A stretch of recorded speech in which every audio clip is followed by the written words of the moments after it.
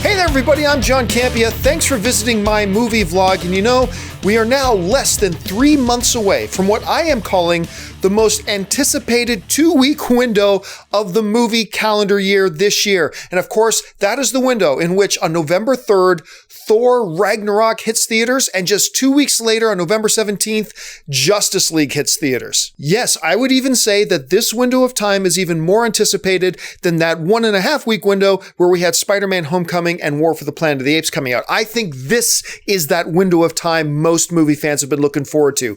Thor Ragnarok, Justice League, yeah! It's already hard enough for us as film fans to resist comparisons between DC films and Marvel films, or also Fox X-Men films or Sony Spider-Man films. But when you release these two big juggernaut movies so close to each other, obviously, we're going to talk about it in terms of a little bit of competition. In other words, I'm really curious, and I'm sure a lot of you are curious as well, because a lot of you guys have been emailing me this question. Which film are more people interested in? Between Thor Ragnarok and Justice League, which movie will more people want to go out to the theaters, put down their money, and go and see it? In other words, which film out of the two is going to win the box office? In talking about which one of these two films will more people go out to see, let's start with the competition. No, I'm not talking about Thor and Justice League. I'm talking about what other films are competing around the times that they're opening. Well, to be honest, neither film other than the other is facing very stiff competition. Thor Ragnarok, for instance, opens on November 3rd, and it's only opening against Bad Moms. Now, Bad Moms is looking to be pretty good, but it definitely falls under that category of alternative programming. It's also coming off the opening weekend, the previous weekend, of the new Jigsaw movie. Again, I would qualify that as alternative programming. It's not really going to eat much into Thor Ragnarok. Now, snuggled in between Thor Ragnarok and Justice League, we got the Friday, November 10th release date, and that's got Daddy's Home 2. It's going to win some box office, and Murder on the Orient Express. Again, alternative programming. I don't think either of those two films are going to affect Thor or Justice League all that much. Now, as far as Justice League goes, it's opening against the new Julia Roberts film Wonder. So right there off the top, I don't think either movie has an advantage. No film is really opening up against Thor that's going to threaten it. No film is really opening up against Justice League that's going to threaten it. Now, as far as who has the advantages in their individual release dates, Thor comes out of the gate first on November 3rd. Justice League comes out 2 weeks later. Which one has the advantage? I'm actually going to give the advantage in this one to Justice League. Yes, Thor gets to come out of the gate first and will probably reap a lot of money on its opening weekend. However, running into its second weekend with Justice League, it's going to shorten the legs on Thor Ragnarok a little bit. I don't think a lot of people are going to skip out on Justice League just to see Thor Ragnarok when Thor Ragnarok opened up 2 weeks previous. Also, this may sound weird.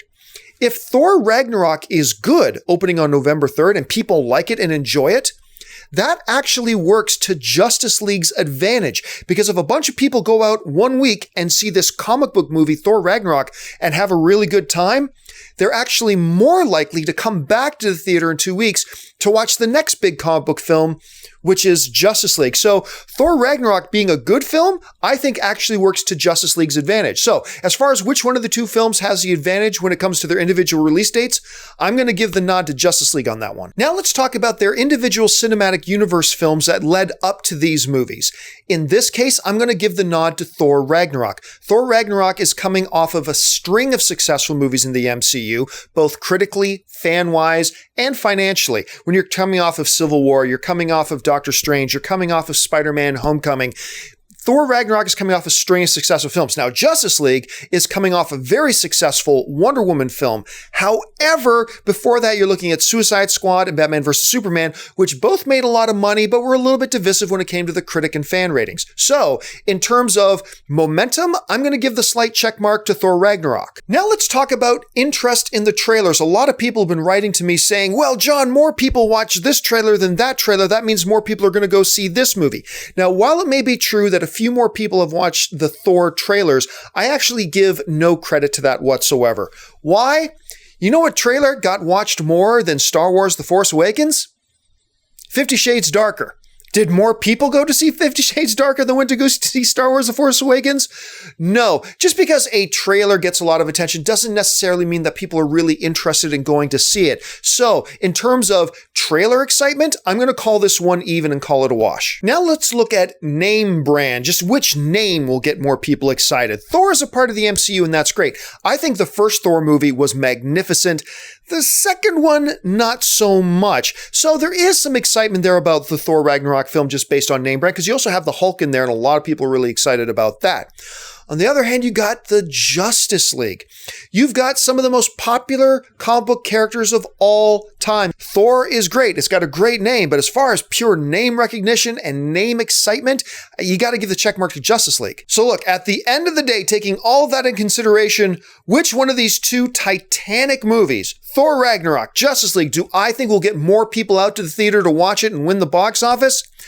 I got to go with Justice League. I think Justice League is going to take it. Now, of course, we have to wait and see what the critic response is, what the word of mouth is. That will affect it greatly. But all other things being equal, I got to say Justice League. It's important to understand here that we are not talking about which movie will be better. There's a lot of arguments to be made for both, but that's not the argument we're having. But the most important thing here is, which movie do you think more people are interested in going out to see?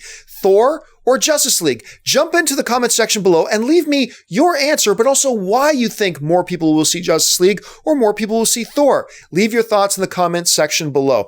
Hey, listen guys, while you're here, check that link in the description of the video here or this graphic right beside me, and consider becoming one of my Patreon supporters and support the content I put up on this YouTube channel. While you're here, take a second and click on the subscribe button, become a subscriber to my YouTube channel, and make sure you're following me on social media, on Facebook and on Twitter, just at John Campea. That'll do it for me for now, guys. Thanks for joining me, and until the next video, bye-bye.